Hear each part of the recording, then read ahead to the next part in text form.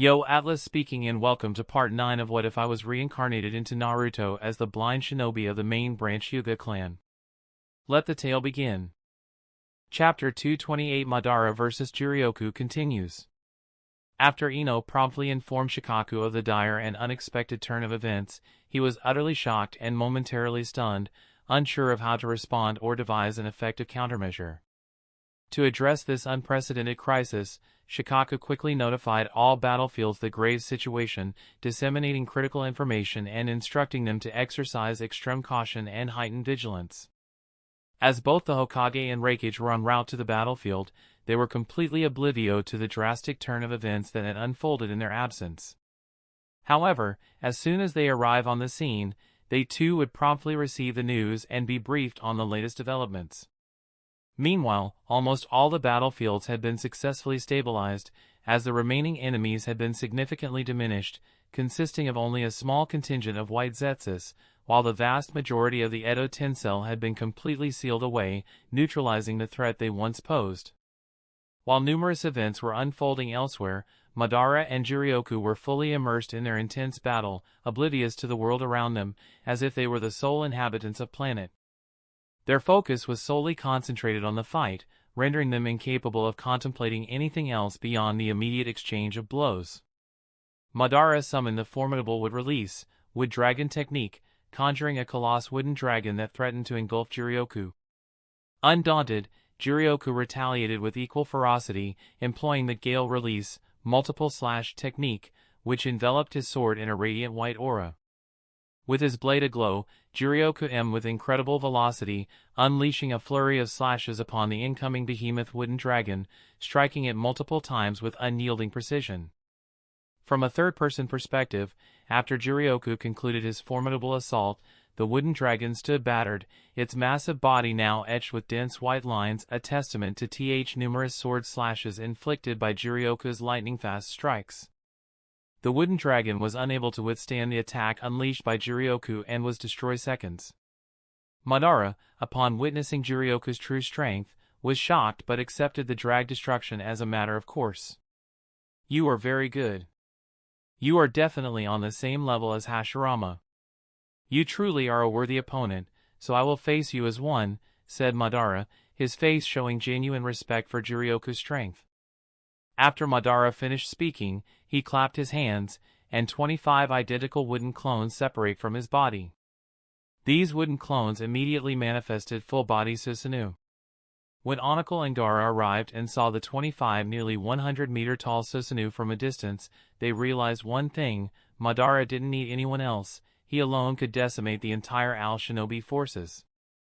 I have seen Madara in his prime, but this is on a whole different level. His strength has far surpassed what it was when he fought Senju Hashirama, said Inoki. As he spoke, his entire face was covered in sweat, a clear indication of how much he feared Madara. The perspiration on his brow was a testament to the overwhelming power and aura Madara exuded, making even a seasoned warrior like Inoki tremble. Both Madara and Juryoku were fully aware of Anacht and Gaara's arrival. However, they chose to ignore them entirely, as they deemed them unworthy of their attention. The confidence and arrogance in their demeanor showed they had no concern for the threat that Onako and Gaara might pose. "It seems that you are going all out. In that case, I should also respond in kind and go all out," said Juryoku. As soon as Juryoku finished speaking, an intense transformation began. His body started to morph and change dramatically. 2 imposing horns emerged from his head and 2 wings also grew from his back, and with this transformation, he officially entered devil mode. The change was both awe-inspiring and terrifying, signifying a significant increase in his power and readiness for the battle ahead. Madara was deeply startled after witnessing the astonishing transformation of Juryoku, which caused him to fall into a state of intense contemplation.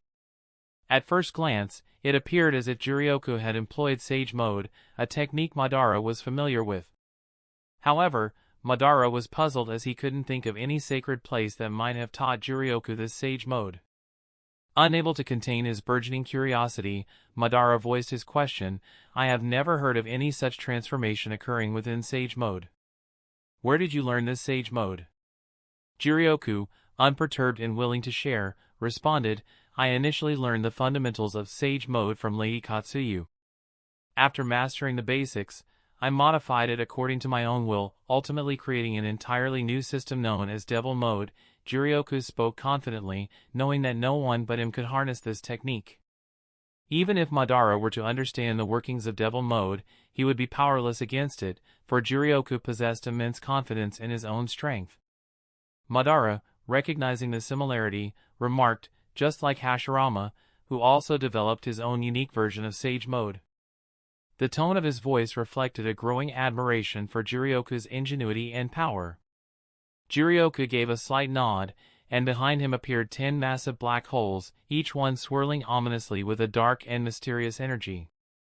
As these black holes materialized, Juryoku extended his hand outward, and the black holes started moving towards Susanoo, targeting the formidable Susanuos with relentless precision. As these colossal black holes advanced, everything in their path began to get swallowed up by the powerful gravitational forces they emitted. As the black holes approached the Susanuos, the gravity around all the Susanuos began to increase dramatically, ultimately restricting their movement and rendering them nearly immobile. Madara was not one to remain passive in the face of such a threat. He immediately took control of Susanoo and launched an attack on the black holes with Susanoo's enormous, gleaming sword. Unfortunately, despite the sword's immense power, it was unable to destroy the black holes. On the contrary, the sword was completely obliterated in the attempt. After shattering Susanoo's mighty sword, the black holes continued their relentless advance without any sign of stopping. Ultimately, each black hole collided with a Susanoo, destroying them completely in a cataclysmic display of power.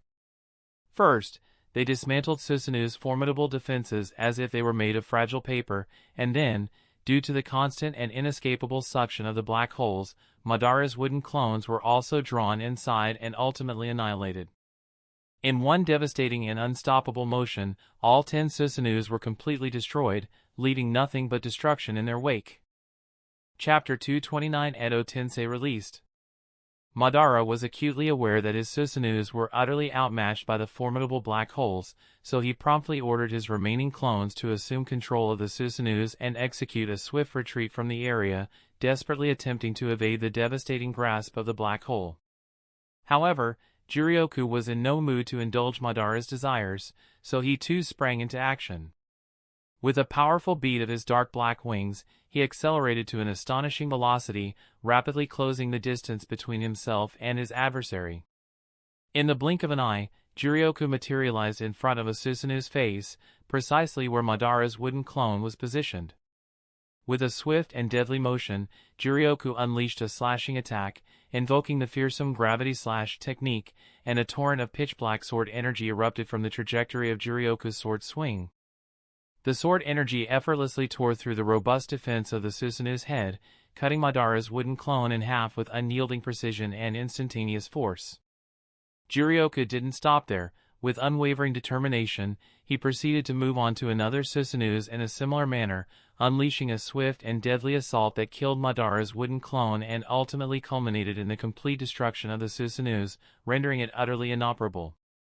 Madara attempted to intervene by utilizing the formidable Almighty Push technique, but the potent, invisible force released from his Rinnegan was effortlessly neutralized by Juryoku's simple, yet elegant gesture of raising one hand.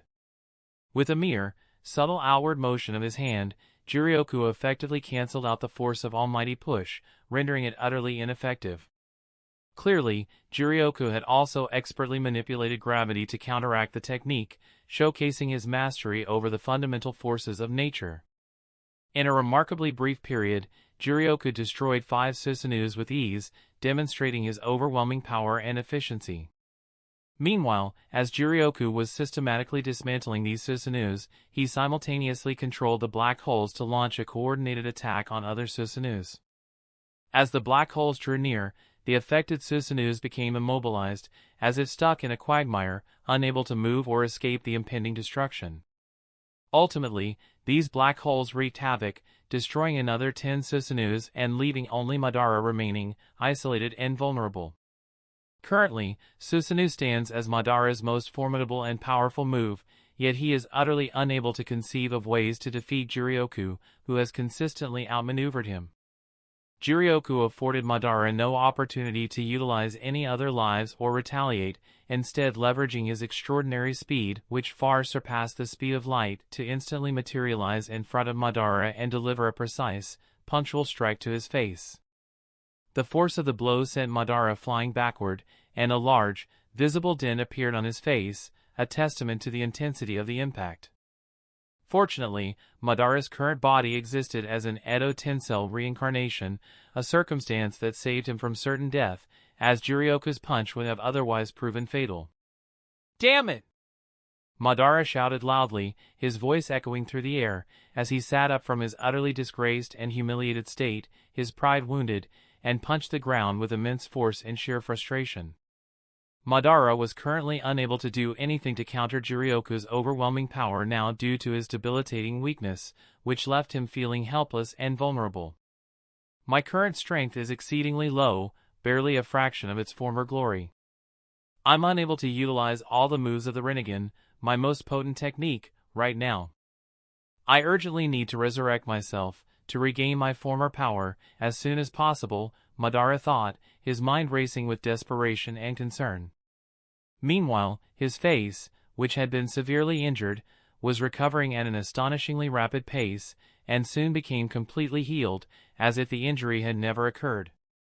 Suddenly, at this precise moment, something utterly astonishing and very surprising happened.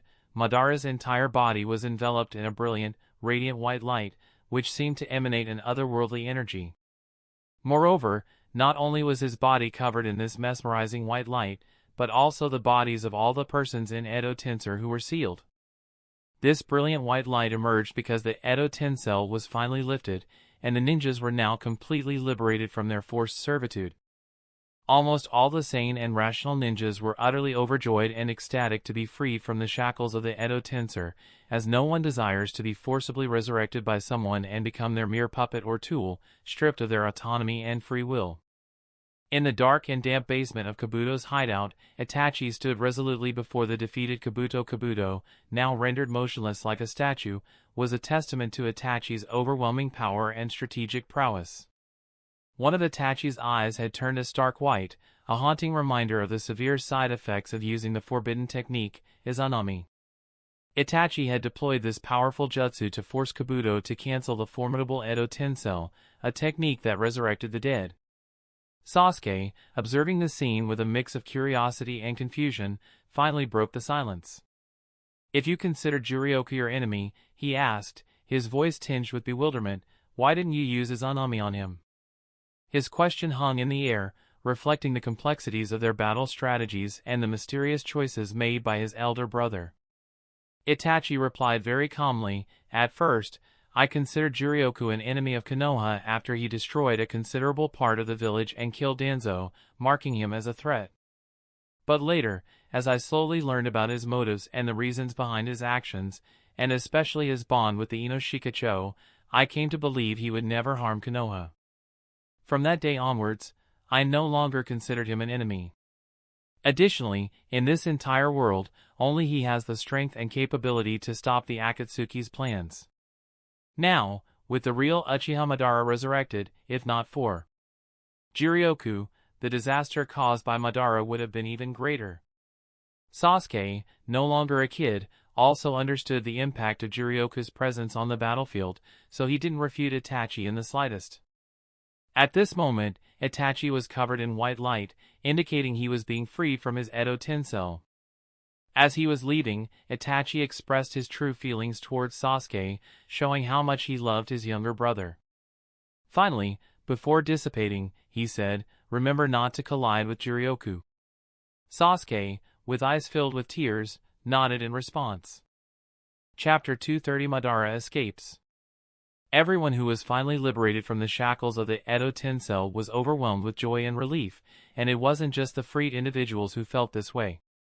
Other people who deeply respected them or had a personal connection with their relatives were also overjoyed, feeling a sense of vicarious happiness and liberation.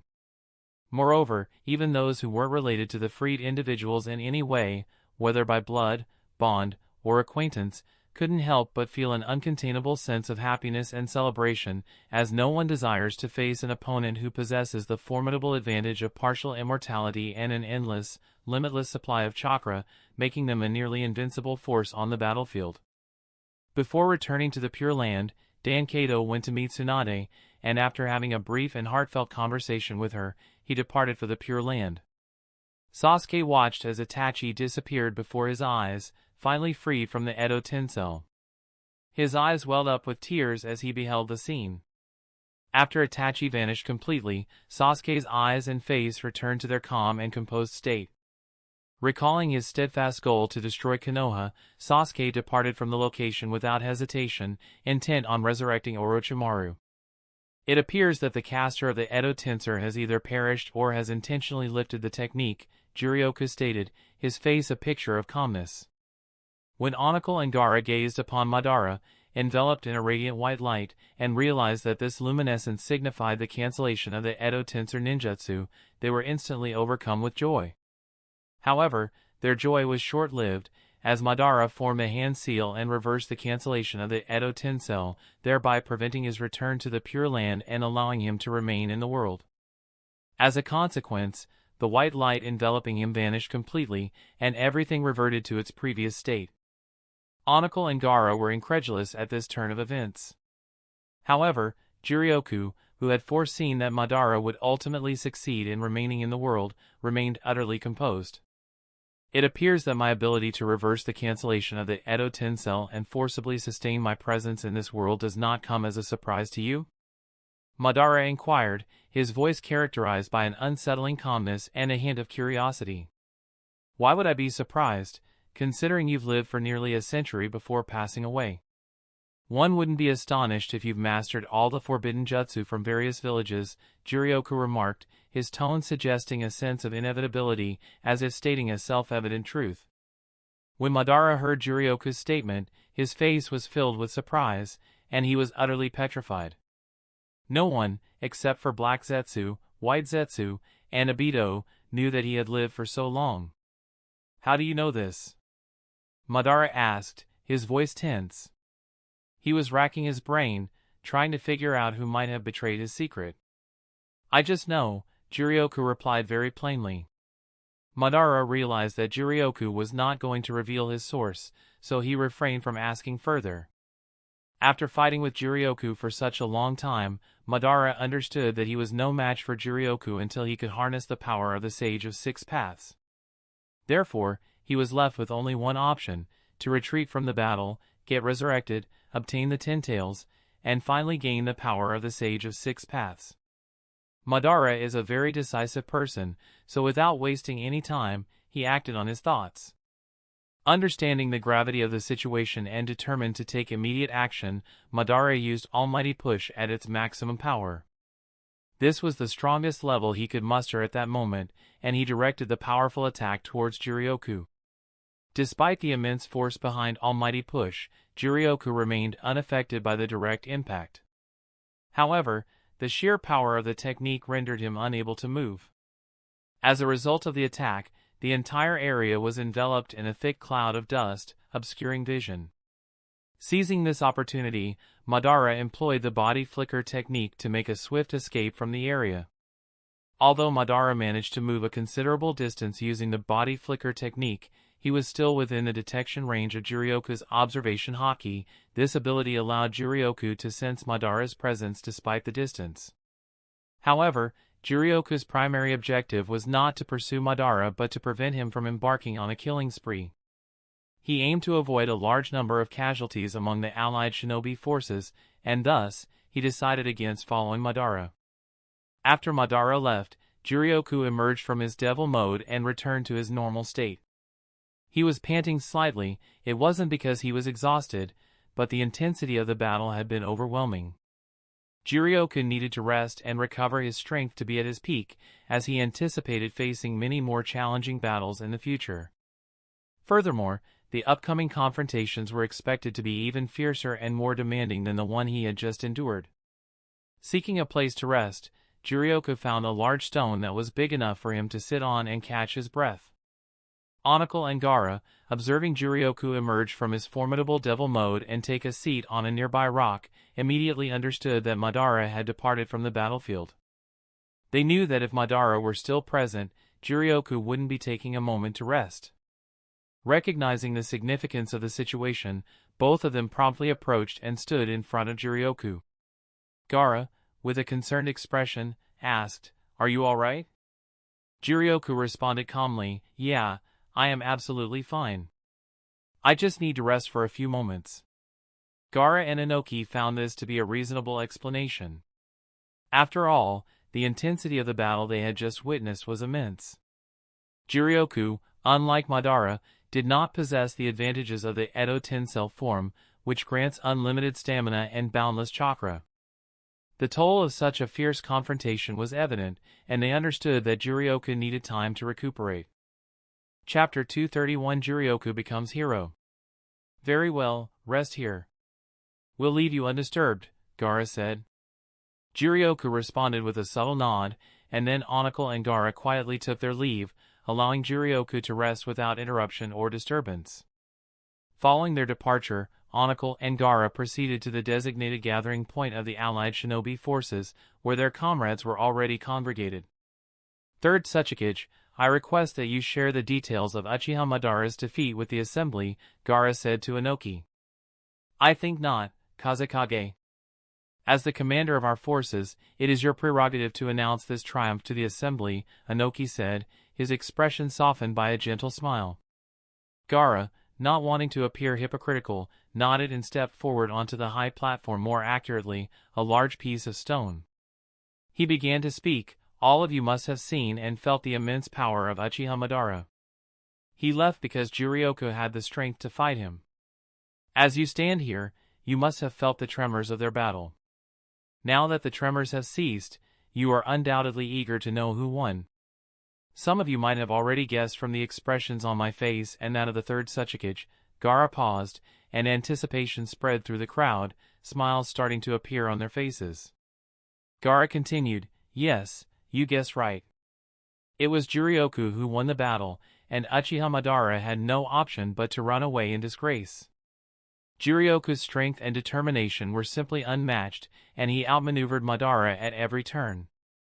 As soon as Gaara finished speaking, the whole ninja army erupted into cheers and applause, their voices echoing across the battlefield. The atmosphere was electrifying as everyone began celebrating this unexpected and momentous victory. Warriors who had fought valiantly were now chanting Juryoku's name in unison, treating him as their newfound hero and savior. It was clear to everyone present that after this war, Juryoku would not be remembered as a traitor but rather as a courageous and honorable warrior. "Okay, right now is not the time to celebrate. We still have a big battle ahead," Gaara announced, his voice cutting through the jubilant noise. Upon hearing Gaara's words, the celebratory mood among the ninja army began to shift. Everyone nodded in agreement, acknowledging the truth in his statement. After all, Madara had only retreated for the time being. He wasn't defeated permanently. Additionally, there was still no news about the defeat of Obito, which meant the threat was far from over. The warriors knew they had to remain vigilant and on guard against any surprise attacks that could come at any moment. The battle was far from over, and they needed to be prepared for whatever lay ahead. Watching the attitudes and morale of the ninjas and the allied shinobi forces, Gaara nodded in deep satisfaction, appreciating their resolve and unity. After leaving them to continue their celebration, both Inoki and Gaara departed, feeling a sense of accomplishment. After some time had passed, Inoki called for a sensory ninja. With the help of this highly skilled sensory ninja, he promptly informed the headquarters about the current situation on the battlefield, ensuring that every detail was accurately conveyed. "Thank you very much, Tsuchikage, for delivering such uplifting news. I will immediately inform everyone about the momentous defeat of Uchiha Madara, and I will also ensure that they remain vigilant and cautious of his potential arrival," said Shikaku from the headquarters, his voice filled with a mix of relief and caution. Inoki nodded in agreement after hearing Shikaku's statement, fully understanding the importance of staying alert despite the recent victory. Shikaku said to Inoichi teasingly, "Your son-in-law is really powerful. I'm quite impressed by his abilities. Itachi laughed loudly and heartily. Haha, of course, he is. After all, he is my son-in-law, and I always knew he had great potential. Yeah, don't act all smug now, said Shikaku with a smile. Just connect me to the Hokage immediately. We need to get this news to her as soon as possible. Itachi nodded and promptly began the process. He connected to a sensory ninja, and after a few minutes of waiting, they were finally able to establish a connection with the Hokage. Shikaku, what is the news? Asked Tsunade from the other end, her voice filled with concern. Shikaku didn't waste any time and promptly relayed everything that Inoki had just informed him about the recent defeat of Uchiha Madara. He provided all the details and made sure nothing was left out. Hearing this, Tsunade was overjoyed and said, "For now, Madara hasn't arrived here, but we will be extremely careful. This is excellent news, so don't worry. We will remain vigilant and prepared for anything." Shikaku nodded from the other end of the communication line, indicating his understanding and readiness to execute the order. Tsunade continued, her voice firm and authoritative, "Inform all the commanders on the various battlefields to gather their forces here in our section, as Obito has just arrived. It is highly likely that Madara will join him soon, so we need to be prepared for their combined assault." Shikaku nodded again and replied, "I agree with you completely, Hokage-sama. I will immediately send out the necessary orders to ensure everyone gathers on your side as quickly as possible." After finishing her conversation with Shikaku, Tsunade turned her gaze toward the area where Obito had appeared. As soon as Obito arrived, he wasted no time in summoning the colossal Gedo statue, which let out a thunderous roar that echoed across the battlefield, signaling its ominous presence.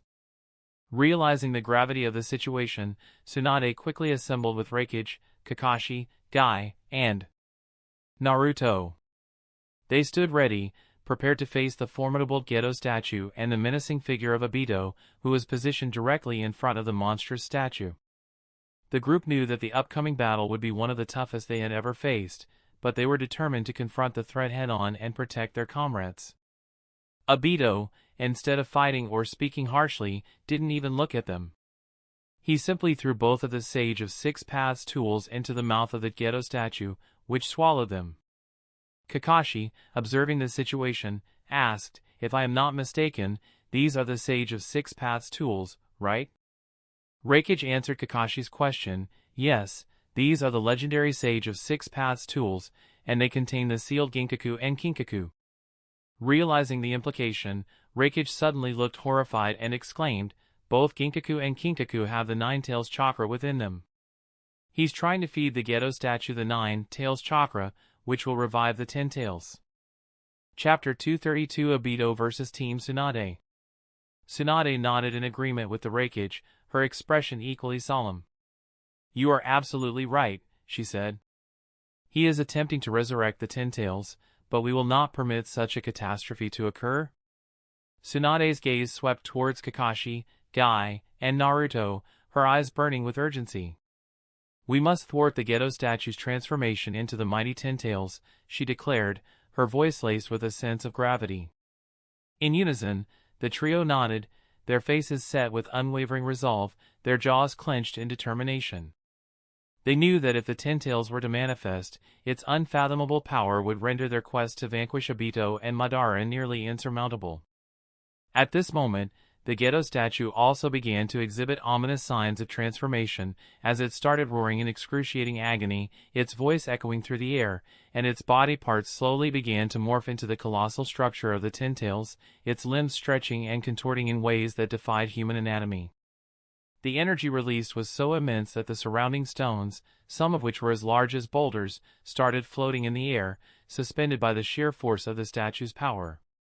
Tsunade, Reikage, Kakashi, Naruto, and Guy all sprang into action, their faces set with determination, moving with swift precision towards the Gedo statue to launch a synchronized attack and halt the transformation before it was too late. "I will not let you touch the Gedo statue," Obito declared in a deep, commanding voice that resonated through the air, his eyes blazing with an unyielding determination. After issuing this warning, Obito charged towards the group with a fierce battle cry, his movements swift and deadly as he launched a relentless attack. Reikage, being the fastest among them, was the first to reach Obito, his powerful legs propelling him forward with incredible speed. However, Obito swiftly employed his camel technique and phased through Reikage's swift and precise assault. "Naruto, let's try that again," Kakashi suggested, his voice calm and strategic amidst the chaos. "You mean?" Naruto looked at Kakashi for confirmation, seeking to ensure he understood the plan correctly, his eyes narrowing slightly as he focused on his mentor's response. Kakashi responded with a nod of affirmation, his expression serene and confident. Naruto immediately grasped the plan and formed a massive Rasengan, its churning energy swirling with immense power. Kakashi, without wasting a single moment, used Camel on the Rasengan, attempting to transport it to the camel space with swift precision. However, his camel was suddenly interrupted, its usual smooth execution faltering, and he was unable to transport the Rasengan to the camel space. "What? How did this happen?" Kakashi exclaimed in astonishment, his eyes widening in surprise. "Do you really think that, now that I know you can restrain my camel ability, I would let you use it?" Obito said in a flat, even tone, his voice betraying no hint of emotion. "Although I am engaged in fierce combat with Reikage and the others, my attention has been focused solely on you from the very beginning, anticipating your every move. I will not permit you to use Camel," Obito added, his gaze fixed intently on Kakashi, his voice devoid of emotion. "Damn you!" Reikage bellowed in rage, infuriated that even as he fought Obito, the latter could still counter Kakashi's attacks with ease, which only added to Reikage's frustration. However, despite his frustration, Reikage's efforts were in vain, as none of his attacks landed on Obito, who was utilizing Camel to evade them. "Calm down, Reikage," Tsunade said, her voice serene. "Although our attacks aren't hitting his body, there's no need to panic. We just need to maintain a steady barrage, and the time limit of his camel ability will eventually expire." Reikage understood this strategy, so he restrained his attacks, scaling them back to a bare minimum, aiming to wear down the time limit of Obito's camel. Obito also fully comprehended the intricate plan devised by Tsunade and Reikage and was resolute in his decision not to let them succeed easily. He waited patiently, observing their movements closely. At the precise moment, he materialized and adeptly wielded the Uchiha fan as a shield to defend himself from the formidable attacks of both Reikage and Tsunade. When their powerful attacks struck the Uchiha fan, the force pushed Obito back a substantial distance, causing him to drag his legs across the ground as he was propelled backward. Recognizing a fleeting opportunity, Kakashi immediately activated Camel once more, this time with the specific aim of targeting the head of the Gedo statue. To ensure that Obito would not interfere again, Tsunade and Reikage launched simultaneous attacks from different angles. However, before they could reach his position, Obito deftly used Camel to phase into the ground like a ghost, evading their assaults. Before anyone could react, Obito appeared in front of Kakashi and tried to attack him with a swift, unexpected strike. However, Guy and Naruto, who were positioned on either side of Kakashi to protect him, immediately responded with their own attacks.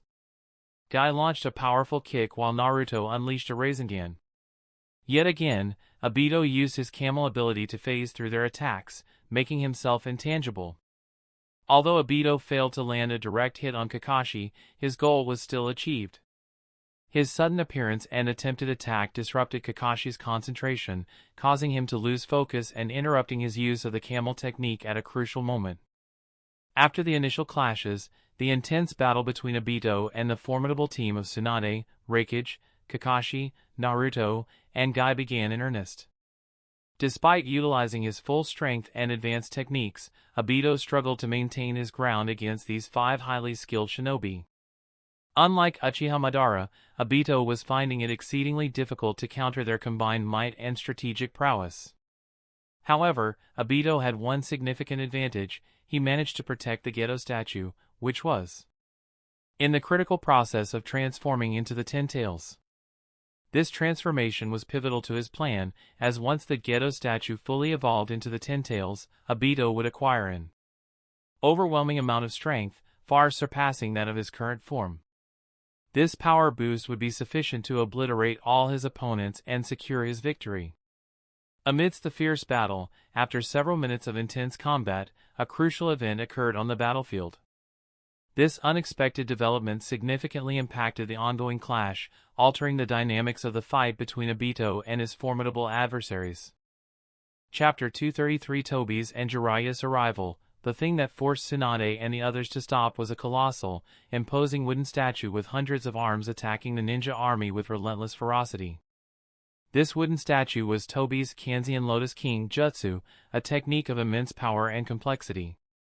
Tobi had finally arrived to support Obito, his presence marked by an eerie, unsettling aura. However, fortunately, Jiraiya had also arrived on the battlefield, his timely intervention preventing a large number of casualties and potentially turning the tide of the battle.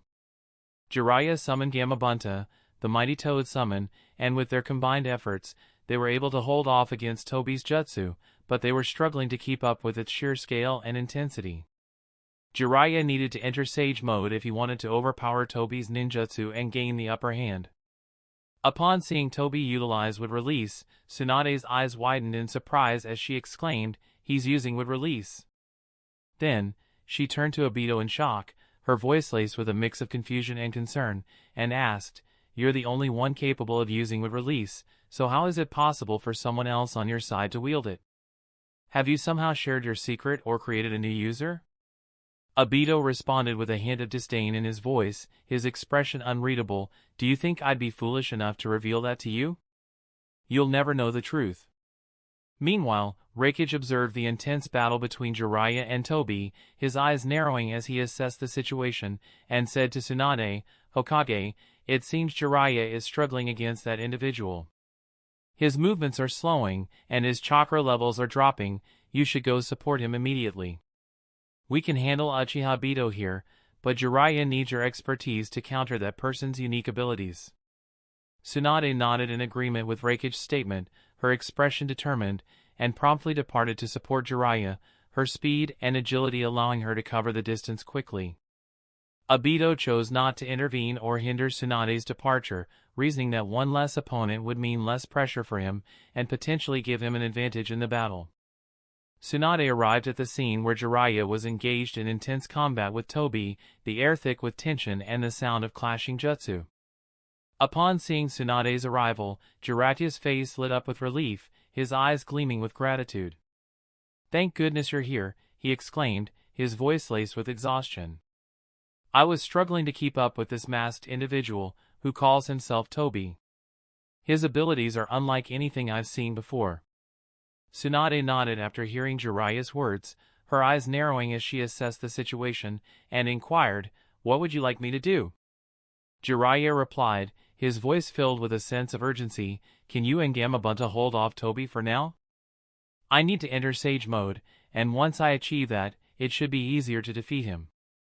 We can't let him gain the upper hand." Tsunade nodded resolutely and said, "All right, go ahead. I'll hold off Tobi."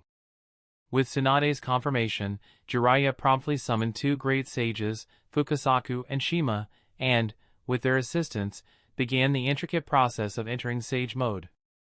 As a result, the battle on both sides reached a tense stalemate, with neither side yielding an inch.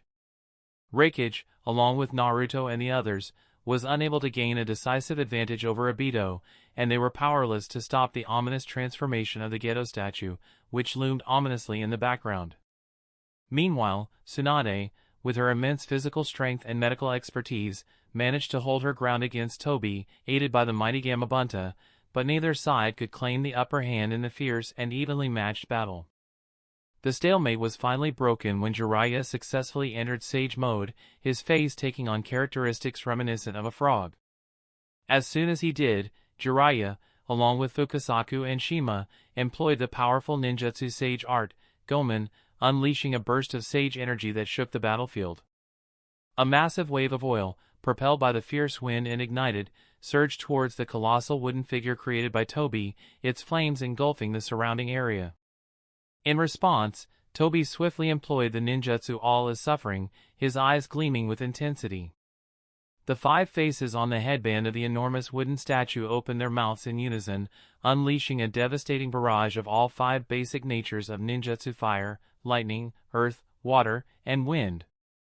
The combined force of these elements created a maelstrom of destruction, neutralizing Jiraiya's attack and sending him stumbling back. Jiraiya, it seems that this opponent can wield all 5 natures of chakra with masterful precision, Fukasaku observed, his voice laced with concern. If your ninjutsu hadn't been reinforced with natural chakra, amplifying its potency, you wouldn't have stood a chance against this formidable enemy. Jiraiya nodded in agreement with Fukasaku's statement.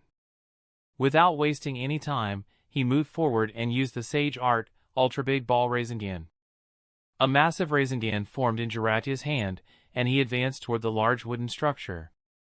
Of course, Toby wouldn't let himself be hit by such a powerful ninjutsu, so he controlled the arms of the wooden figure to attack Jiraiya. However, all the wooden hands that reached Jiraiya and attempted to disrupt the Sage Art, Ultra Big Ball Rasengan were destroyed by the Rasengan's power. From the sidelines, Tsunade also assisted in destroying the wooden hands that tried to reach Jiraiya. Finally, the Rasengan struck the wooden figure in the middle, and the sound of the collision echoed throughout the battlefield. At the point of impact between the Rasengan and the wooden figure, a bright white light engulfed the area. Once the light subsided, a huge hole could be seen in the wooden figure. The Rasengan had almost penetrated entirely through it, missing only by a few inches. There was no need to worry, though. Tsunade, with a powerful punch, struck the center of the large hole, shattering the wooden figure's middle section and creating an even bigger gap. Simultaneously, Gamabunta struck the side of the wooden figure with his sword, splitting it in half and causing the structure to collapse to the ground. Chapter 234 Madara arrived on the battlefield. Toby, who was perched atop the colossal wooden statue, plummeted to the ground with a thud, his body momentarily stunned from the fall. Tsunade seized the opportunity, leaping high into the air with her incredible strength and aiming a precise, lightning-fast kick at Toby, who lay vulnerable and disoriented on the ground. Toby, anticipating the attack with his keen instincts, realized that if Tsunade's kick landed, it would be fatal, capable of crushing his skull with ease. He swiftly employed the mayfly technique, disappearing into the ground just in time. Tsunade's kick struck the spot where Toby had been just seconds before, unleashing a shockwave that sent tremors through the earth. As soon as it landed, the ground within a few meters' radius was uprooted, revealing a crater-like depression surrounded debris.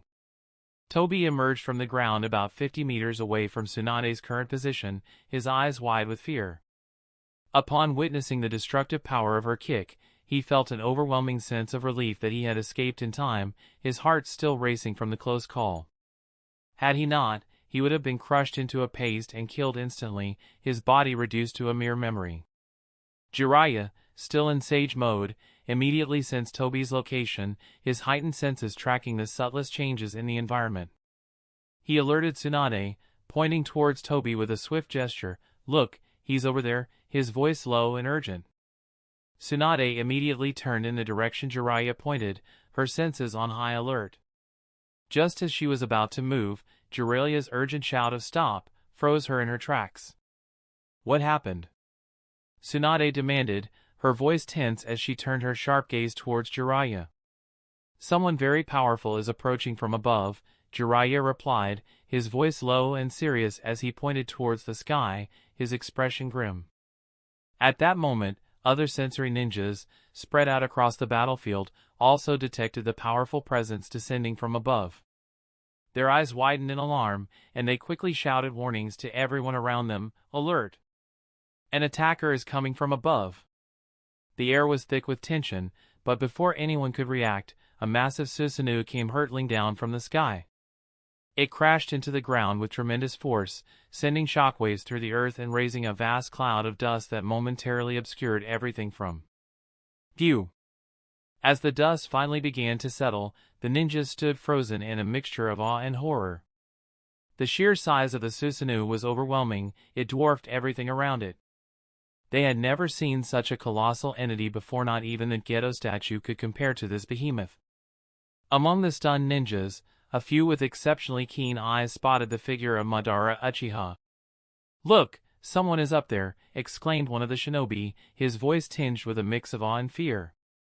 As the words spread like wildfire across the battlefield, all eyes turned skyward, where the unmistakable form of Uchiha Madara stood within his colossal Susanoo, its menacing aura dominating the landscape. "No doubt about it," Tsunade muttered, her expression grave as she gazed at the legendary figure above. "He must be Uchiha Madara."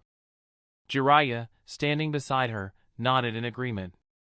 His usual carefree demeanor was replaced by a rare seriousness. "Absolutely. There's no one else who could command such overwhelming power." Madara remained silent for a few moments, his piercing eyes scanning the battlefield below.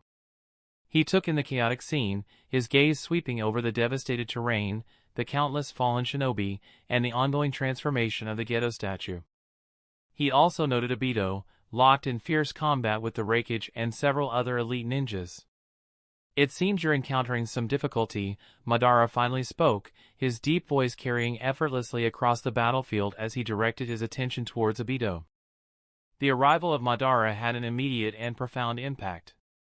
Almost everywhere, the clashing of weapons and the roars of battle ceased as both allies and enemies alike paused, their attention drawn to the new, overwhelming presence. Even the intense struggle between Obito, the Raikage, and the others came to a halt as the fighters instinctively recognized the shift in power dynamics. Obito, panting from the prolonged battle, glanced up at Madara. Despite the chaos around them, a silent understanding passed between the two. Obito gave a subtle nod, acknowledging Madara's presence. Madara then decided on a direction where the highest concentration of ninjas had gathered. With a swift motion, he drew his Susanoo's massive sword and unleashed a devastating slash. The sheer force of his strike was so overwhelming that it tore through the ground, creating a massive ravine that stretched across the battlefield. The slash was so powerful that it instantly killed a large number of ninjas, their bodies scattered like leaves in the wind. This all occurred in the blink of an eye, before anyone could even comprehend what had happened. Tsunade, Raikage, and the other powerful ninjas, known for their incredible strength and speed, could only stand there, frozen in shock and helplessness, as they witnessed the slaughter of their comrades. But Madara was far from finished. With an almost casual gesture, he prepared to unleash another sword slash, his eyes cold and merciless. However, Guy, who had been observing the battle closely, knew he couldn't allow Madara to continue his rampage. Without hesitation, he opened the 7 gates of the 8 gates technique, his body radiating with raw power. As Madara swung his sword for the second time, Guy launched his signature move, Day Tiger, with explosive speed and precision. The air itself seemed to tremble as Guy's taijutsu move collided with Madara's sword slash, resulting in a massive explosion of energy that canceled out both attacks. But Guy wasn't done yet. Fueled by his determination to protect his comrades, he surged forward with incredible speed, his body moving faster than the eye could follow. With all his strength, he delivered a devastating punch directly to the abdominal region of Madara's Susanoo, the enormous chakra armor that protected him. The force of Guy's punch was so immense that it caused cracks to spiderweb across the surface of the Susanoo, signaling that even Madara's seemingly invincible defense could be broken. Kakashi, who was supporting from the sidelines, used Camel on Susanoo's legs, and this time, Obito didn't stop him. As a result of Kakashi's Camel, a spatial vortex appeared on Susanoo's leg, severing it. With its leg broken, Susanoo became unstable and started to fall, but before it could collapse, Madara willingly dissipated it. He landed on a high rock cliff and surveyed the battlefield below. Madara was waiting for the arrival of White Zetsu or Black Zetsu, and it wasn't long before Black Zetsu appeared beside him of his own accord. Chapter 235 Five Kages vs. Madara. Madara-sama, it's truly a pleasure to see you again after such a long time, Black Zetsu said, his voice tinged with a rare emotion that bordered on reverence. There was an unmistakable sense of relief in his words, as though the sight of Madara standing before him brought a comfort he hadn't felt in ages. Madara, who was standing with his back turned to Black Zetsu, didn't immediately respond. After a brief moment, he finally spoke, his voice calm but carrying an underlying intensity. It's only been a few hours since I was resurrected through the Edo Tensei, he began, his tone betraying neither satisfaction nor surprise at his return to the world of the living. During those few hours, I encountered Juryoku. We fought, and in the heat of battle, I learned a few unsettling things. He paused, as if weighing the significance of his next words. For instance, Juryoku seemed to know that I had lived for almost 100 years. With a swift motion, Madara turned to face Black Zetsu, his eyes narrowing as he fixed his gaze on him. His voice sharpened as he asked, how could he possibly know such a thing? The question seemed to catch Black Zetsu off guard. He visibly flinched, his usually composed demeanor faltering as he struggled to process the implications of Madara's words. A deep frown creased his brow as he fell into silent contemplation, trying to unravel the mystery of just how much Juryoku might know. The possibility of someone possessing such knowledge was unsettling. And the implications were vast and potentially dangerous. Madara, noticing Black Zetsu's prolonged silence, grew impatient. His voice, now edged with irritation, broke through the quiet. I asked you a question, Zetsu. I expect an answer. Speak. His words snapped Black Zetsu out of his thoughts, forcing him to focus on the urgency in Madara's tone. Black Zetsu, who had been lost in deep thought, suddenly snapped back to reality, visibly startled. I apologize, Madara-sama. I meant no disrespect, he stammered, his voice tinged with unease. It's just that I was surprised. Juryoku knew everything about the Akatsuki's plan, and this caused significant hindrances in our efforts to execute it. He was aware of every detail regarding each member of the Akatsuki, including their strengths and weaknesses. He even knew everything about Nagato, Konan, and Yahiko. Hearing this, Madara's expression darkened as he squinted his eyes, his mind racing with the implications. Has Obito betrayed us? He asked, his voice carrying a cold edge. No, I don't think so, Black Zetsu quickly replied, shaking his head. As I mentioned, Juryoku knew everything about the Akatsuki members, including Obito's true identity. He also understood how Obito's camel works, knowledge that Juryoku later shared with others, which ultimately caused Obito to lose his strategic advantage. Madara nodded slowly, absorbing the information. He seemed to agree with Black Zetsu's assessment, though his expression remained unreadable. Black Zetsu, sensing Madara's approval, continued. However, I do have my doubts about Obito's eagerness to resurrect the Ten Tails. His intentions in that matter are questionable. Madara remained calm, his gaze steady as he processed Black Zetsu's words. Although he didn't voice it, he could somewhat guess what Obito's true intentions might be, but he chose not to comment on it just yet. After a brief pause, Madara spoke, his voice commanding and direct. You must have conducted an investigation. Did you find anything that could explain how exactly Juryoku knew of our plans? Yes, Black Zetsu replied, nodding. And there is only one reasonable explanation for this. Juryoku possesses the ability to predict the future.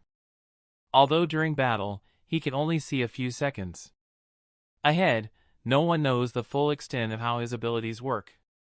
Madara's eyes widened in surprise at this revelation. While fighting Juryoku, he had never seen any indication of such abilities, which meant that Juryoku had not been fighting at his full strength. Black Zetsu then proceeded to describe Juryoku's immense power in detail, recounting the entire process of Juryoku's battle with Asura. He painted a vivid picture of the fight, highlighting Juryoku's overwhelming strength and cunning strategies. As Madara listened, he was utterly shocked by the description. His mind raced as he considered the implications. Did the Sage of Six Paths or Asura discover anything unusual? Did they uncover any clues about our plan? Madara asked urgently, his voice tinged with concern. No, nothing like that happened, Black Zetsu responded confidently. They were too preoccupied with dealing with Juryoku to notice anything else. At that very moment, the battlefield was abruptly interrupted by the arrival of Gaara and Inoki, who appeared with incredible speed. The air around them seemed to hum with energy as they joined the fray. Terumi Mel soon followed, arriving on the battlefield with the aid of the Flying Thunder God technique. Reikage and Tsunade were not far behind, their presence solidifying the gathering of the Five Kages. It seemed as though fate itself had orchestrated this moment, a confrontation between the Five Kages and Uchiha Madara. The tension in the air was palpable as the stage was set for an epic battle.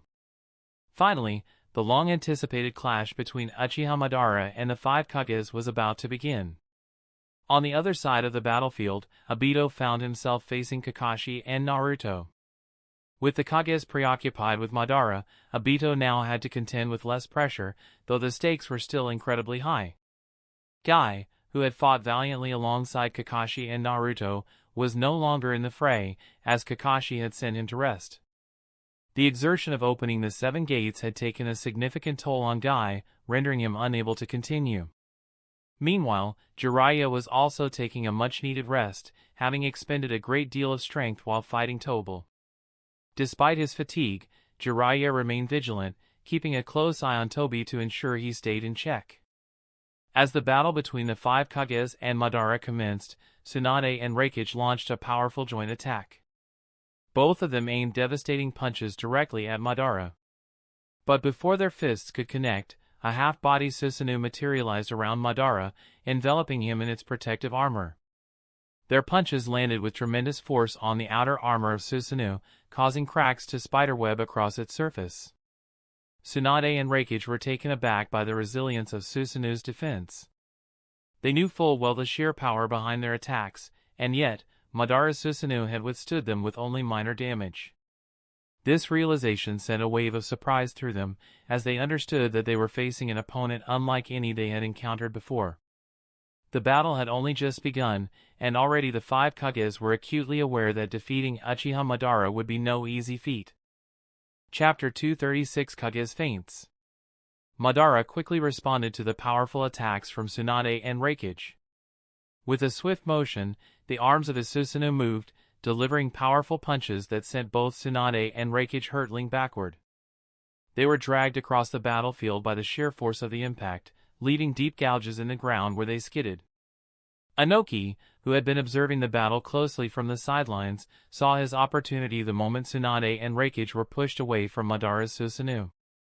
Without hesitation, he activated one of his most potent techniques, Dust Release, Detachment of the Primitive World Technique. A brilliant white light erupted from his hands, and the outer armor of Madara's Susanoo began to disintegrate under the relentless assault of the Dust Release. However, as the destructive light neared Madara himself, he quickly utilized his Rinnegan's ability, the Pretapath. The devastating ninjutsu unleashed by Inoki was completely absorbed by Madara, vanishing into thin air before it could inflict any harm. Although Inoki's attack failed to damage Madara, it created a perfect opening for Gaara. Seizing the opportunity, Gaara immediately unleashed his Sand Waterfall Funeral, attempting to bury Madara beneath a crushing weight of sand, intending to seal him away. But just as the sand closed in, Madara swiftly escaped from the spot, moving with incredible speed. Inoki, who had anticipated this, was already prepared with another Dust Release ninjutsu. He released it in Madara's direction without delay, but once again, Madara effortlessly absorbed the attack using the Pretapath. Realizing the need to change tactics, Madara quickly created a humanoid Susanoo, a more formidable version that enveloped him completely. From within the protective shell of the Susanoo, he unleashed another powerful attack, Fire Release, Great Fire Destruction. A massive torrent of flames surged forward, heading straight for the Five Kages with terrifying speed and intensity. Terumi Mel, the Mizukage, reacted immediately to the oncoming inferno. With a swift hand seal, she activated Water Release, Water Formation Pillar, summoning a towering column of water that collided with Madara's Fire Release. The two opposing elements clashed violently, and the resulting explosion of steam enveloped the entire battlefield in a thick, blinding fog. As the fog obscured their vision, Inoki turned to Reincarnated and quickly said, "Reincarnated, I will use the lightweight rock technique. It will drastically reduce your weight, allowing your speed to increase exponentially." Reincarnated nodded in understanding, his eyes focused with determination. Inoki positioned himself on Reincarnated's back, and with the technique applied, Reincarnated's speed increased to an extraordinary level. With an electrifying burst of energy, Reincarnated dashed through the fog, heading directly toward Madara's location. Relying on his sharp instincts and keen sense of Madara's approximate position, Reincarnated unleashed a devastating punch. A thick beam of lightning surged from his fist, cutting through the fog and striking Madara's humanoid Susanoo with incredible force. The lightning bolt pierced the Susanoo's defenses completely, shattering it into pieces. The once imposing Susanoo crumbled, leaving Madara exposed and vulnerable. With Madara now defenseless, Inoki seized the moment to unleash another powerful attack. He quickly performed the Hand Seal's 4-Earth Release Golem technique, summoning a colossal rock golem that loomed over the battlefield. The golem, towering and imposing, swung its massive fist down toward Madara with the intent to crush him. But Madara was not one to be easily overwhelmed. Just as the golem's fist descended, Madara activated his wood release. Huge, thick wooden shoots burst from the ground, growing rapidly and wrapping themselves around the rock golem with incredible speed. In mere moments, the wooden tendrils tightened their grip, crushing the golem with overwhelming force. The rock golem, once a formidable threat, was utterly destroyed as the wooden shoots constricted around it, reducing it to rubble. The wooden shoots didn't cease their relentless growth, expanding rapidly across the battlefield and engulfing a significant area. The sprawling network of wood tangled around the terrain, entangling ordinary ninjas who were caught off guard by its sudden proliferation. But the threat didn't end there. Among the wooden shoots, several large, ominous red flower buds began to sprout and quickly grew to an impressive size. Before anyone could comprehend the purpose of these strange red flower buds, they bloomed simultaneously, revealing vibrant petals. The flowers then released a thick cloud of yellow pollen, which began to spread swiftly across the battlefield, carried by the gentle breeze. Fortunately for the Five Kages, they were floating high above the battlefield on a sand cloud created by Gaara. From their elevated position, they watched the scene unfold below them, safely out of reach of the mysterious yellow pollen. However, despite being out of immediate danger, a sense of unease settled among them. The true nature of the pollen was still unknown, but the ordinary ninjas on the battlefield were desperately trying to avoid inhaling it. Despite their efforts, some ninjas inevitably inhaled the pollen. Almost instantly, they began to feel an overwhelming sense of dizziness, and within moments, they collapsed to the ground, succumbing to a deep, unnatural sleep. It didn't take long for everyone to realize that the yellow pollen had the power to induce sleep, rendering those affected completely unconscious and defenseless. Madara, observing the effects of the pollen with satisfaction, turned his attention back to the Five Kages. He knew that to truly gain the upper hand, he needed to bring them down to the ground, where the pollen could take effect. Without wasting any time, he summoned another Susanoo, its formidable presence once again dominating the battlefield.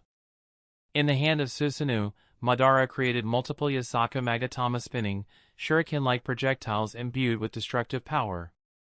He hurled them at the Five Kages, who were still floating on Gaara's sand cloud. The Yasaka Magatama hurtled through the air, striking the sand cloud with explosive force. The impact shattered the cloud, and the Five Kages were forced to descend to the ground, landing amidst the wooden shoots and the lingering yellow pollen. Chapter 237 Fatal Injury to Tsunade. As soon as they touched down, Madara unleashed another devastating attack, Fire Release, Great Fire Annihilation. A sea of flames erupted from his position, sweeping across the battlefield and engulfing everything in its path. The intense heat and roaring flames threatened to consume the Kages where they stood. Mizukage, quickly! Use a water release! Reikage shouted urgently, his voice strained as he began to feel the effects of the yellow pollen. The dizziness was starting to take hold, sapping his strength and making it difficult to stay on his feet. Terumi Mel nodded in response, immediately gathering chakra in her mouth, preparing to counter Madara's fire release with a powerful water release ninjutsu. But before she could complete the technique, the effects of the pollen overcame her. Her vision blurred, and she collapsed to the ground, unconscious. One by one, the other Kages followed. Reikage, Kazekage, and even Hokage succumbed to the overpowering effects of the yellow pollen. Their bodies grew heavy, their minds foggy, and soon they too fell into a deep, forced slumber, leaving them vulnerable to Madara's relentless onslaught.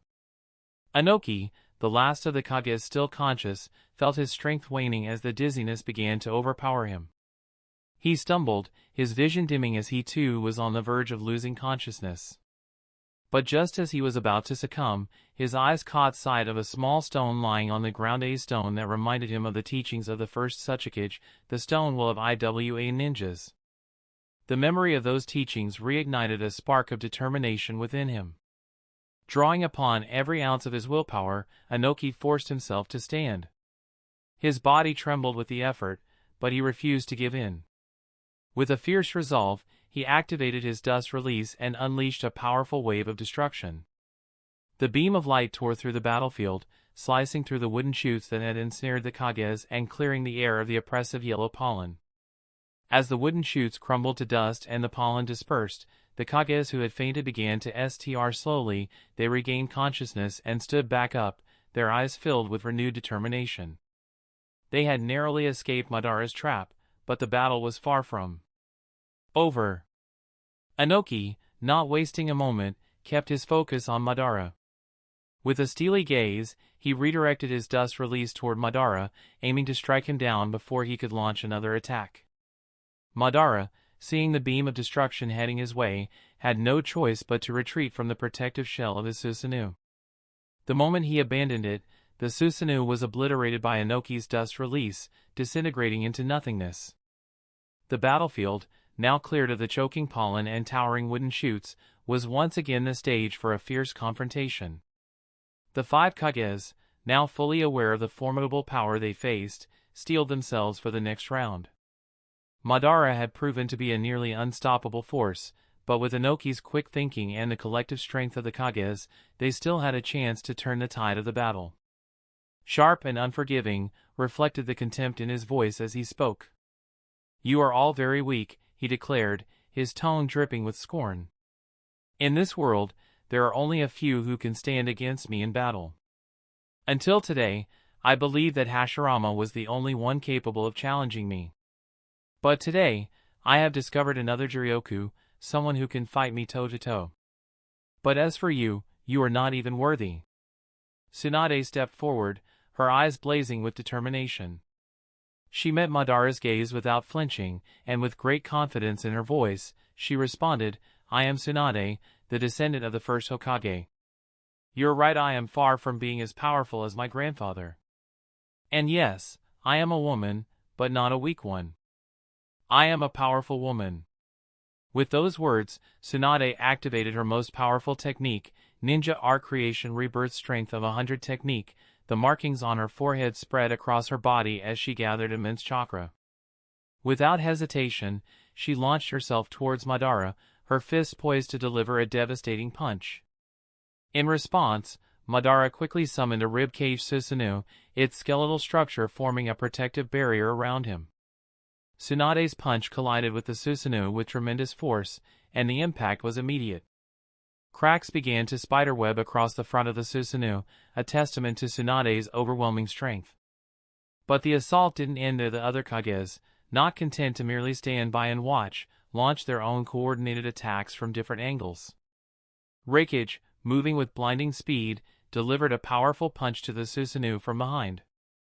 The combined force of the attacks from both the front and the rear was too much for the Susanoo to withstand.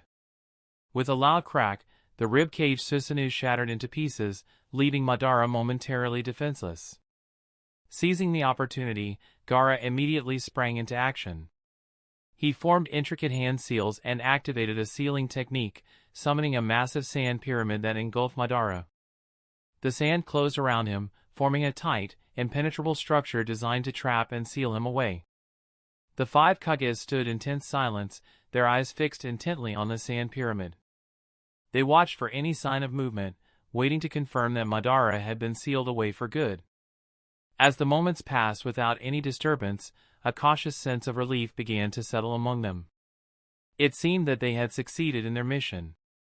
But before they could fully celebrate their victory, the ground beneath them erupted with a burst of energy. A massive blue chakra sword emerged from the wooden chutes below, piercing through the earth with terrifying speed. The sword struck Tsunade directly in the heart, impaling her with brutal precision. The shock of the attack rippled through the remaining Kages, their eyes widening in horror as they realized what had happened. It didn't take long for them to recognize the source of the chakra sword. It was unmistakably a creation of Madara's Susanoo. Their worst fears were confirmed as Madara soon emerged from the ground, once again protected by the ribcage Susanoo, his cold gaze locked onto the wounded. "Tsunade. You are the only healing ninja among the Kages," Madara said, his voice calm but menacing. "Once you are dead, it will be much easier for me to kill the remaining 4. Chapters 238 Tentails Resurrected. The 5 Kages were stunned, their minds racing to comprehend the situation. Madara had just struck down the one person among them who could heal their injuries, a strategic blow that could spell their doom. But before despair could take hold, something extraordinary happened. Tsunade, despite the chakra sword impaling her heart, let out a loud, defiant shout. With a surge of immense strength, she grasped the chakra sword and, to the astonishment of everyone present, broke it in half with her bare hands. The remaining piece of the sword still embedded in her body was forcefully expelled as she punched it out, her willpower alone driving her actions. Madara's eyes narrowed in surprise. He had expected Tsunade to be incapacitated, if not dead, from such a fatal wound. But what he witnessed next was even more shocking. The gaping wound in Tsunade's chest, one that should have been fatal, began to heal at a rapid pace. The torn flesh and muscle knitted back together seamlessly, and within moments, the wound was completely healed, leaving no trace of the injury that had almost ended her life. Madara's expression shifted, a rare look of intrigue crossing his face. He had underestimated the Hokage's granddaughter. Madara's eyes narrowed, his pupils shrinking as he muttered, "No seal healing." The surprise was evident in his voice, but it was quickly replaced by his usual cold confidence. Tsunade, undeterred, replied fiercely, "As I said before, I am not a weak woman." With renewed vigor, she launched another powerful punch at Madara's Susanoo. The force of her blow resonated through the battlefield, but Madara was quick to counter. He summoned and hurled the Asaka Magatama directly at Tsunade, the spinning, chakra-infused projectile cutting through the air with deadly intent. Tsunade braced herself, crossing her arms to block the attack. The impact was overwhelming, and although she managed to defend herself, the force of the Asaka Magatama sent her skidding backward across the battlefield, pushing her a considerable distance from her original position. Seeing Tsunade momentarily displaced, Inoki seized the opportunity. Without hesitation, he unleashed his dust release, a powerful and precise attack aimed directly at Madara. The beam of light struck Madara with pinpoint accuracy, and the destructive power of the dust release disintegrated almost half of Madara's body, leaving a gaping void where his torso once was. However, Madara remained unfazed. As an Edo Tensei reanimation, his body began to regenerate almost instantly, the lost tissue and limbs were forming as if nothing had happened. As his body healed, Tsunade caught a glimpse of something that made her blood run cold. Her grandfather's face, etched into Madara's chest. The sight shocked her to her core, but she quickly regained her composure, realizing with horror that Madara's body had been transplanted with cells from the first Hokage, her grandfather. Within moments, Madara's body was fully restored, as if the devastating attack had never occurred. The 5 Kages were about to launch another coordinated assault when the air around them suddenly changed. A deafening roar echoed across the battlefield, and the sky darkened as amoeba-bus clouds gathered overhead. The atmosphere became thick with an unnatural energy, and it was clear that something monumental was happening. The source of this overwhelming power was soon revealed, none other than the Tentails, which had finally transformed from the Gedo statue and was now fully resurrected. The appearance of the Tentails sent shockwaves through the ranks of the allied shinobi forces. The sheer size and presence of the beast were staggering, dwarfing everything around it. The Kages and the ninjas alike felt an oppressive weight in the air, a crushing pressure that made their hearts pound with fear and dread. The Tentails was a creature of unimaginable power, and its revival was a grim omen for the battlefield. But while the allied shinobi forces were stricken with fear, Madara and Obito were filled with satisfaction. Their plan, years in the making, had finally reached a critical point. With the Tentails now fully revived, their victory seemed almost within reach. Without wasting any time, Obito leaped onto the head of the Tentails. As soon as he landed, a white, tube-like appendage emerged from the Ten-Tails body and attached itself to Obito, linking him directly to the monstrous creature. Madara, observing the scene with a calculating eye, knew that the time for playing with the Kages was over. He, too, leaped onto the head of the Ten-Tails, and like Obito, a white tube connected him to the beast. The two stood side by side atop the Ten-Tails, their figures dwarfed by the colossal creature beneath them. The battlefield now presented a terrifying sight. On one side stood Madara, Obito, and the fearsome Ten-Tails, while on the opposite side were the beleaguered forces of the allied shinobi, their faces filled with dread and determination. The Ten-Tails, towering over everything, was even taller than Madara's Susanoo had been. Its mere presence was a harbinger of destruction, and it wasted no time in demonstrating its power. With each palm strike, it swatted down tens of ninjas at a time, obliterating them with brutal efficiency. The ground trembled with each blow, and the cries of the fallen echoed across the battlefield. Tsunade and Raikage, witnessing the slaughter of their comrades, were consumed with fury. The deaths of their ninjas were unbearable, and they could not stand idly by. Channeling their rage into raw power, they launched a ferocious attack, combining their strength to strike at the massive palm of the Ten-Tails. But to their shock and dismay, their attacks had no effect. The Ten-Tails' defense was impenetrable, its hide as hard as steel, and their most powerful blows failed to even scratch it. The realization hit them like a cold wave. Despite their combined might, they were up against a force that far exceeded anything they had faced before. The Ten-Tails was not just a powerful enemy, it was an embodiment of terror, a creature that could very well bring an end to everything they had fought to protect. But even in the face of such overwhelming odds, the Five Kages knew they could not afford to give up. The battle was far from over, and as long as they still drew breath, they would continue to fight, no matter the cost. Chapter 239 Juryoku saves the day. After the Raikage and Tsuchikage failed, both the Kazekage and Mizukage attempted to strike the Ten-Tails, but despite their best efforts, they could not even manage to leave a scratch on the beast. The Ten-Tails remained completely unharmed and uninjured, its overwhelming power evident. Following this, Madara and Obito commanded the Ten-Tails to strike the allied shinobi forces. However, despite the Ten-Tails' immense power, its attack was largely ineffective. This was thanks to Shikaku Nara, who was coordinating the battlefield strategy from the allied shinobi forces' headquarters. He carefully instructed the various units on how to avoid and counter the Ten-Tails' attacks. Shikaku's strategy worked flawlessly, keeping casualties to a minimum. If not for his precise and timely guidance, the number of dead and injured would have risen to terrifying levels, considering how powerful the Ten-Tails truly was. Frustrated by their failure to cause any meaningful damage, the Ten-Tails grew furious. In its rage, it prepared to launch a Tailed Beast Bomb, a devastating attack, at the allied shinobi forces. Madara and Obito guided this attack with the intention of wiping out large numbers of shinobi. But unexpectedly, the Tailed Beast Bomb missed its target, landing at a considerable distance from the allied shinobi forces. There were two possible explanations for this. Either it was the Ten-Tails' first time using the Tailed Beast Bomb, which caused an accuracy issue, or Shikaku's detailed instructions helped the forces avoid the attack just in time. The latter seemed more likely, given the perfect coordination displayed by the ninja army. This failure to cause significant harm only infuriated Madara and Obito further.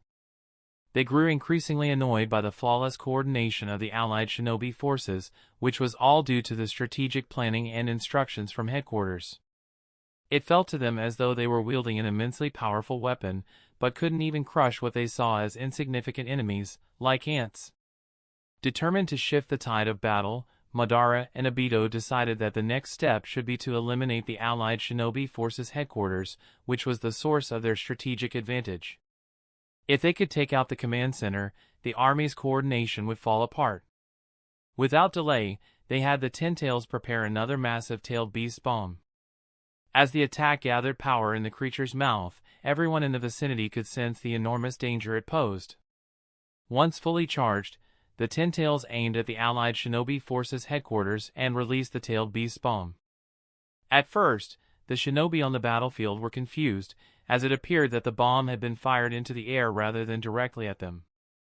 They couldn't immediately understand what Madara and Obito were trying to accomplish by seemingly missing their targets. But their confusion turned to horror as they realized the bomb was aimed squarely at their headquarters, where Shikaku and the other commanders were located. Ino Shikacho quickly realized the deadly intent of the attack. They understood that the Tau Beast's bomb's speed and destructive power were overwhelming, but despite their quick thinking, they were unable to act in time. Even if they had been fast enough to intercept the bomb, it was doubtful they could have done anything to stop it. The sheer power contained within the 10-tailed beast bomb was far beyond what most ninja could handle.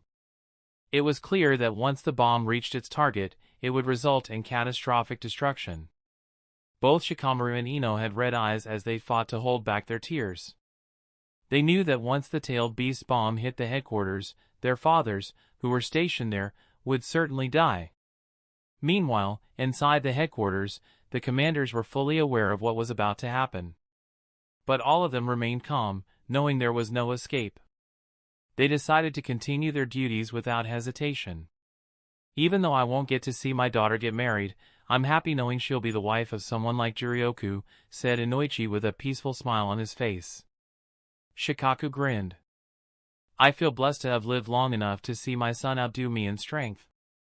With a playful chuckle, he continued, as for outsmarting me, well, that's a whole different story. I'm not holding my breath. Just when it seemed inevitable that the headquarters would be destroyed, a sudden flash of black light appeared, like a laser slicing vertically through the tailed beast bomb. Wherever the black light passed, there was a thin distortion in space, leaving everyone who saw it in awe. As the light continued to descend toward the ground, it left a massive, miles-long cut in the earth. At the same moment, the tailed beast bomb, which had been moving at an incredible speed, came to an abrupt halt. The bomb was cleanly split in half down the middle, as though effortlessly sliced with no resistance. This showcased the overwhelming power behind the attack that had stopped it. When Shikamaru, Kakashi, and Obito saw this, they immediately recognized who had saved the headquarters from the Ten Tails attack. They had seen this technique only once before and knew the signature move belonged to none other than Juryoku. They were right, Juryoku had indeed intervened, stopping the tailed beast bomb in its tracks and saving the headquarters from certain destruction. Juryoku stood calmly, watching as the two halves of the tailed beast bomb exploded with a deafening boom, sending shockwaves across the entire battlefield, shaking the world. Juryoku had come to the headquarters with two objectives. The first, of course, was to save Shikaku and Itachi from the Ten Tails' devastating attack. The second was to confirm whether Amato or Ishiki were present on the battlefield, as per the storyline in Boruto, where Ao had been rescued. Chapter 240, Tobarama's Assurance. After thoroughly investigating and finding nothing suspicious, Juryoku decided to leave the area without delay.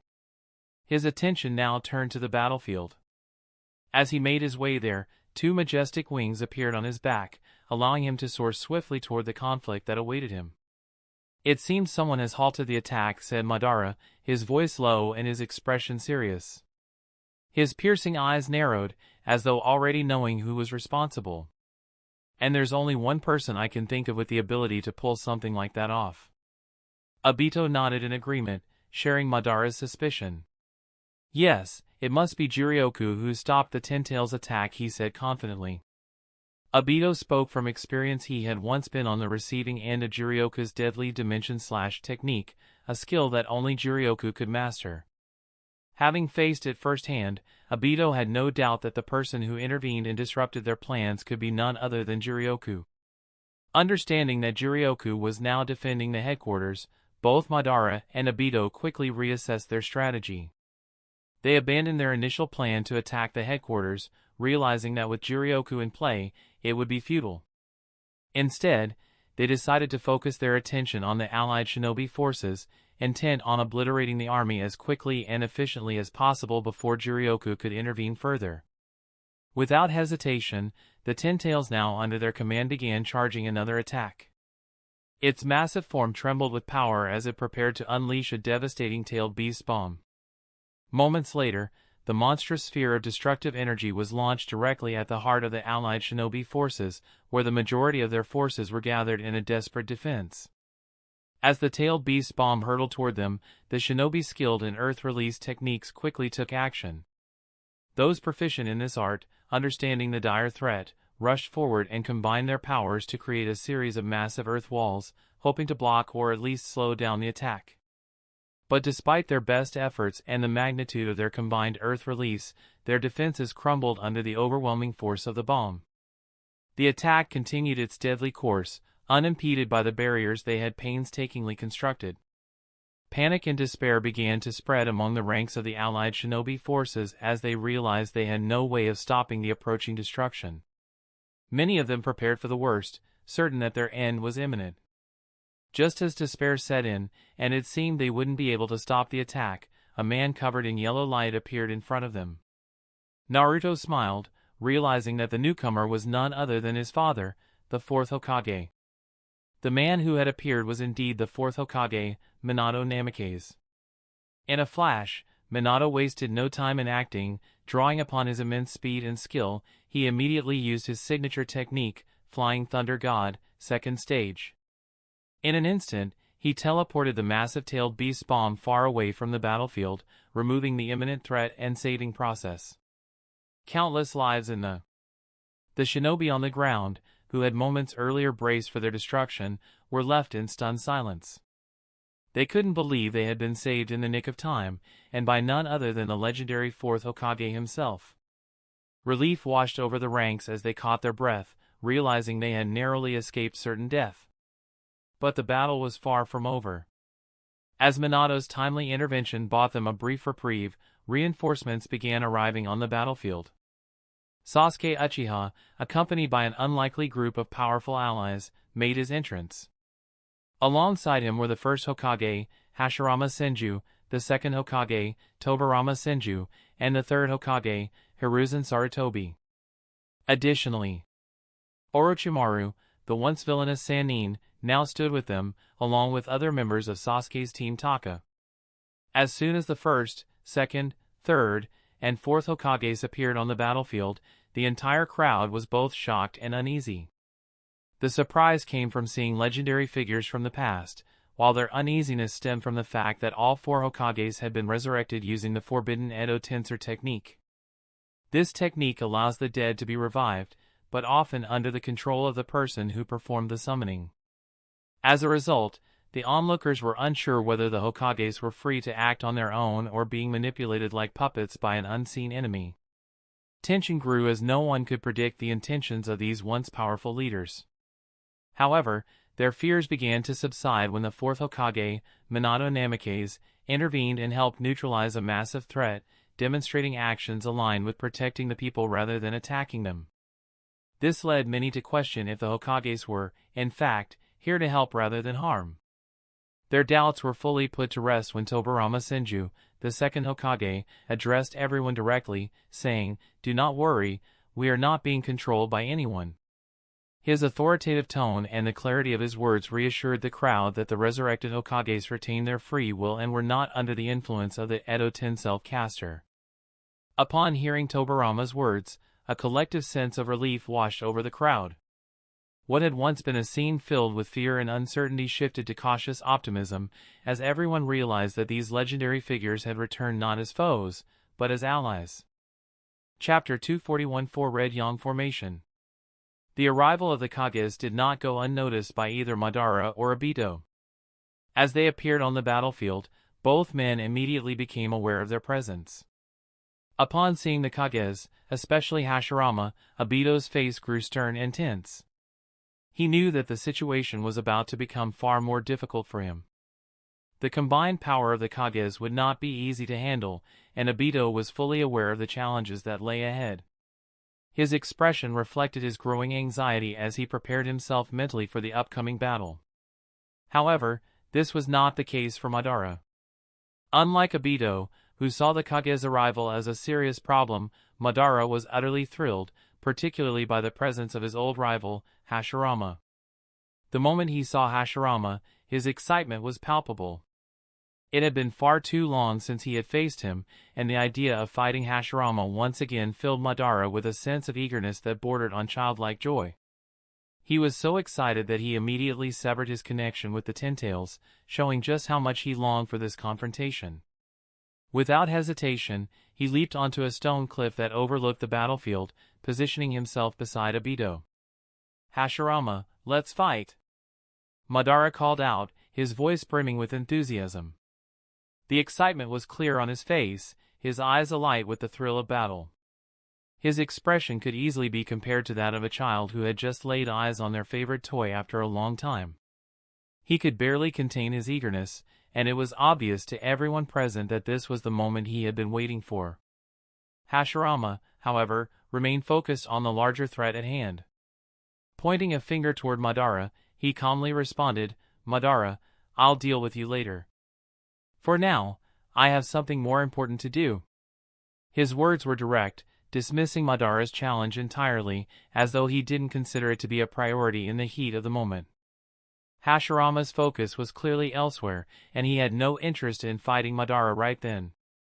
Upon hearing Hashirama's response, Madara's mood immediately soured. The excitement drained from his face, and he became visibly deflated. His expression fell, and disappointment washed over him. The joy of seeing Hashirama was now overshadowed by frustration. Even though Hashirama had outright rejected his challenge, Madara was not willing to give up so easily. He understood that if he let Hashirama be, his rival would inevitably gain control of the Ten-Tails alongside the others. Such an outcome would pose a significant threat to Madara's plans, and he simply couldn't allow it. Therefore, he resolved to force Hashirama into a battle, whether Hashirama wanted it or not. Meanwhile, Sasuke and Naruto quickly grasped what was happening. They realized that Hashirama was planning to do something to suppress the movements of the Ten-Tails and halt its rampage. Without hesitation, they sprang into action, understanding the importance of giving Hashirama the time and space he needed. They knew that if Madara were to interfere, it would spell disaster, so they launched an immediate attack on Madara, attempting to keep him occupied and away from Hashirama. Madara, who had been preparing to attack Hashirama, found himself forced into a battle with Sasuke and Naruto. His plans to go after Hashirama were abruptly halted as the two shinobi engaged him. Despite his desire to fight Hashirama, Madara now had no choice but to defend himself against their relentless assault. As the battle raged on, it became clear that Madara would not be able to interfere with Hashirama's plans for the time being. Meanwhile, the four Hokages moved with great speed and precision, quickly positioning themselves in the four cardinal directions around the Ten-Tails. Hashirama wasted no time in unleashing his powerful technique, Sage Art, Gate of the Great God. Massive gates descended from the heavens, crashing down onto the battlefield with a tremendous force. These gigantic gates immobilized the Ten-Tails, effectively halting its movements and preventing it from causing further destruction. The once rampaging beast was now completely restrained. With the Ten-Tails now under control, the four Kages executed another powerful technique, the four red yang formation. As they performed the technique in perfect unison, a massive red barrier materialized around the battlefield. The barrier was so large that it enveloped not only the Ten-Tails but also Obito, who was perched atop the creature's head. The formation was designed to contain both the Ten-Tails and Obito, ensuring they couldn't escape or cause any more harm. As the ninjas across the battlefield witnessed the formation of the four red yang formation, they were left in awe. The sheer magnitude of the barrier, combined with the power displayed by the Kages, left an indelible impression on everyone watching. The hope that the Ten-Tails rampage would finally come to an end surged through the hearts of the ninjas. They looked on, inspired by the Hokage's strength and determination, hoping that this would finally be the moment when the chaos caused by the Ten-Tails would be put to rest once and for all. Although the ninjas were relieved and overjoyed that both Obito and the Ten-Tails had been successfully sealed within the four red yang formation, there was a strange and unsettling calm about Obito. Unlike what many might have expected, Obito was not panicking in the slightest. Instead, a subtle smile crossed his face, revealing his inner satisfaction. Far from feeling cornered, he was actually pleased with how the situation was unfolding. In his mind, everything was proceeding according to plan. Obito understood that the sealing barrier might have appeared to be a trap, but in reality, it served his purpose as well. Now that the formation was in place, he no longer had to worry about external interference. No one would be able to break into the barrier and disrupt his plans. Madara, despite his power and influence, would be kept occupied by the allied shinobi forces outside the barrier. Obito was confident that the combined forces of the alliance would keep Madara at bay, ensuring that he wouldn't be able to enter the Four Red Young formation. As long as the barrier held, Obito had nothing to fear. With no interruptions to worry about, Obito could focus entirely on the next stage of his plan, becoming the Ten Tails Jinchuriki. In his mind, the path forward was now clear, and he could proceed unhindered. Obito's confidence grew as he prepared to use the Six Paths Ten Tails Coffin Seal, the technique that would allow him to fuse with the Ten Tails and obtain unimaginable power. A sense of inevitability washed over him, as if destiny itself had aligned in his favor. That's the end of this tale for now. We've caught up to the story, so until further notice you won't see an update to this story. Thank you for watching, and I'll see you in another story.